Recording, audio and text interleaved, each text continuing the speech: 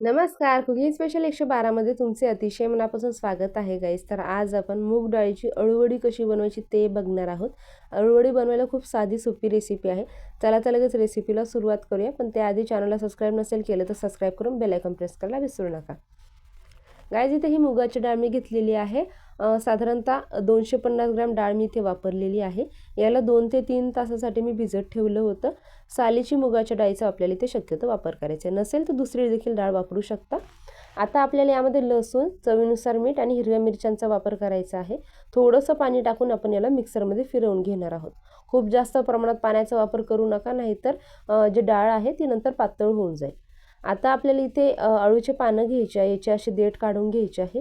जी मुगाची डाळ आपण मिक्सरमध्ये फिरवून घेतली होती त्यामध्ये थोडीशी हळद, तीळ टाकून घेऊयात आणि याला व्यवस्थित मिक्स करून घ्यायचं आहे. लक्षात ठेवा, मिठाचा आपण मिक्सरमध्ये फिरवताना डाळीमध्ये मिठाचा वापर केला होता.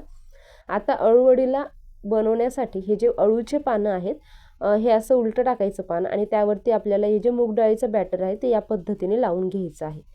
आपण एक रोलमध्ये 4 पानांचा इथे वापर करतो आहे. या पद्धतीने याचा व्यवस्थित असा रोल बनवून घ्यायचा आहे आणि याला एका चाळणीमध्ये ठेवून घ्यायचं आहे.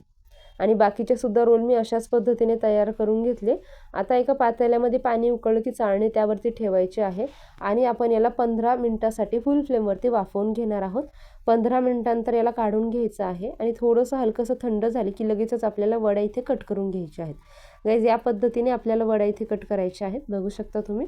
आता याला तळण्यासाठी गॅसवरती कढईमध्ये तेल गरम करायला ठेवायचं आहे आणि फुल फ्लेमवरतीच आपण या ज्या वड्या आहेत त्या फ्राय करून घेणार आहोत.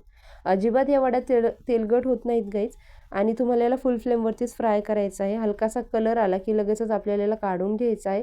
एकदम भन्नाट असे याला लेयर्स देखील आलेले आहेत गाईज, बघू.